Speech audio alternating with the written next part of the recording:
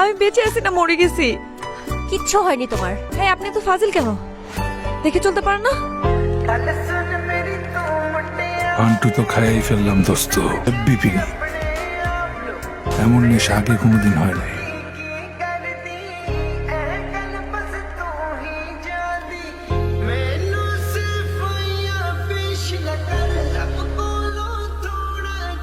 Sorry কাকা, ঘুরের মধ্যে আছি তো, মাইন্ড করেন না। আচ্ছা, এলাকায় কি নতুন? হ্যাঁ, মায়াতলির নতুন কৃষি অফিসার। সালাম আলাইকুম স্যার। তোমার চোখ এত লাল কেন? তুমিও নিশ্চয় নেশা করো। না স্যার, আমি স্যার গুল খাই। স্যার নেশা তো করো স্যার ওরা। এই এলাকাটা একদম বাজে, সব ছেলে পেলেই নেশা করে। আর কোনো বখাটে ছেলে যদি ঝামেলা করে তাহলে একদম জুতা হাতে নিবি, জুতা হাতে নিয়ে ঠাস ঠাস করে মারবি। যদি জুতা টুতা দেখে দৌড় দেয় তাহলে জুতা একদম ছুঁড়ে মারবি, বুঝছিস? আমি কিন্তু দেখছি ময়ূরের পেখমটা। কিছু না, এমনি। বাবা, তোর প্রিয়তমা হাজির হবে। কি প্রিয়তমা? কি বললেন? আমগো প্রিয়তমা না তো, ওই যে আমগো বন্ধু, হ্যাঁ প্রিয়তমার কথা কইছি।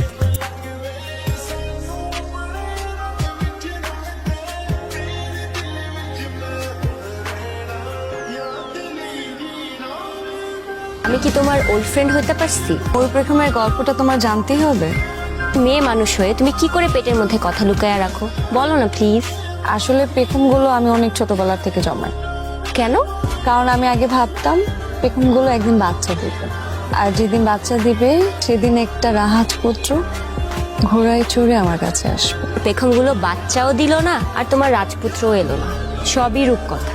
আমার ভাগ্যে যে আছে সে একদিন অবশ্যই আসবে। বিসমিল্লাহ আল্লাহ। আমি শুভ্র হতে চাই, তুমি কি রূপা হবে? Unknown number. দেখি তো, কে আপনি বলুন তো? আমি শুভ্র। কি চান? আচ্ছা, আপনি আমাকে কি বলছেন? বাতাসকে যেভাবে চিনি, মানে? তুমি হচ্ছে আমার অক্সিজেন। মামা, জি বাবা। তোর একটা সুন্দর দেখে ছবি দিস তো। আচ্ছা, ছবি দিয়ে কি করবা? আমার কলিগের ছেলে লন্ডনে স্কলারশিপ পেয়েছে। যদি আমাদের তোমার সাথে বিয়েটা হয় তাহলে কিন্তু মন্দ হয় না। কে হতে পারে? সেটা তো আমিও বুঝতেছি না। রিসিভ করো। হ্যালো, তোমাকে আজকে খুব সুন্দর লাগছে। আপনি আমাকে দেখতে পাচ্ছেন? হ্যাঁ। আচ্ছা, আপনি যে আমাকে দেখতে পাচ্ছেন, আমাকে একটা ক্লু দেন তো। টিপ করনি কেন? ভালো কালার ড্রেস পরে লাল কালার একটা টিপ তোমাকে খুব মানায়। হ্যালো, আমি আপনাকে দেখতে চাই। কি দরকার? যেভাবে চলছে মন্দ কি? দেখা না দিলে কিন্তু কল রিসিভ করবো না। তাহলে এক ঝলক দেখা দিই। তাহলে এখন আসে। এখন প্রয়োজন নেই তো, আমি যে আছি সেটার প্রমাণ দিয়ে যাব কিভাবে? আজকে রাতে 12টায়। আমি আপনাকে চিনবো কিভাবে?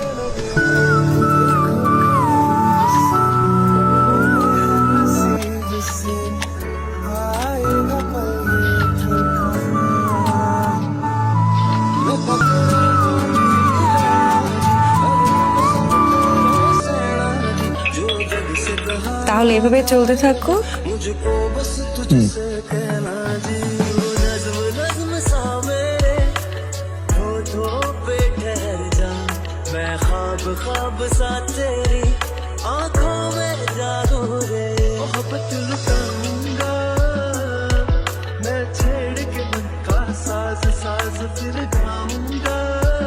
মামা, জি বাবা। আগামী শুক্রবার বাসায় গেস্ট আসবে। তুই সেদিন অন্য কোথাও যাবি না, বাসায় থাকবি। আরে শুন না, খুব ভালো একটা পাত্র পাওয়া গেছে, তোর বাবার কলিগের ছেলে। কি করবো বলতো? সবার আগে রূপকথার গল্প থেকে বাস্তবে ফিরে আয়।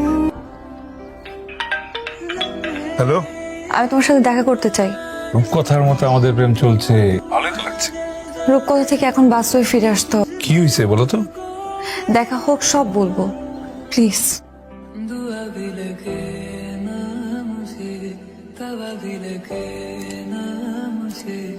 মানে আজকের দিন ওদের আসতে হবে এখানে?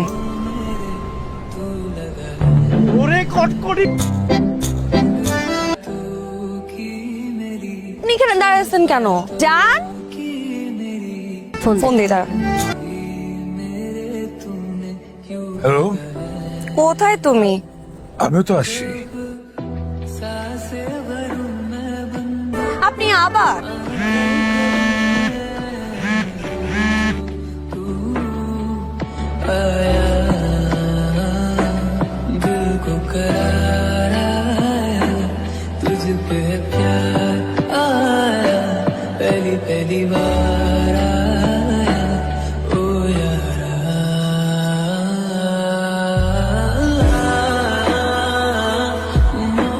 ছেলেকে আমার লন্ডন পাঠাতে তো অনেক টাকা খরচ হবে ধরুন নিয়ার অ্যাবাউট 25 লাখ।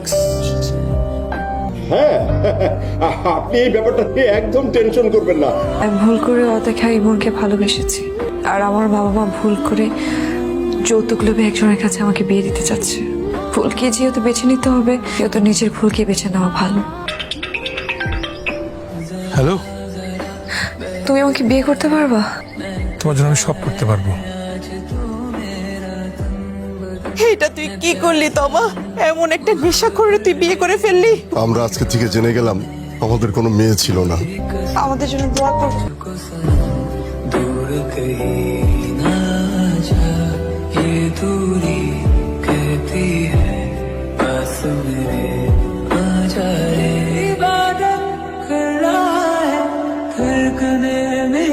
তো আমি শাশুড়ির কসম কাটতেছি,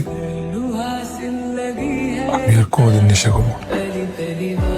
আরে ভাবিরে দেখলাম মান ক্যামেরা বাইরে হয়ে গেছে গা, চান্স পাই আর ঢুকে বললাম। আরে তোর আমি কি করছি? আমি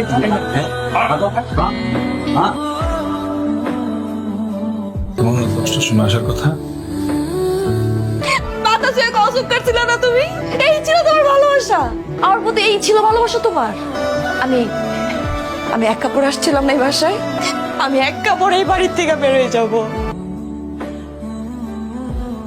दुआ भी लगे ना मुझे, तवा भी लगे ना मुझे, जब से दिल को मेरे तू लगा है। नींद रातों की मेरी, चाहत बातों की मेरी, चैन को भी मेरे तुमने क्यों ठगा है। जब তোমার কোথায়? তোমার একটা জিনিস বহন করতে করতে আমি ক্লান্ত হয়ে গেছি।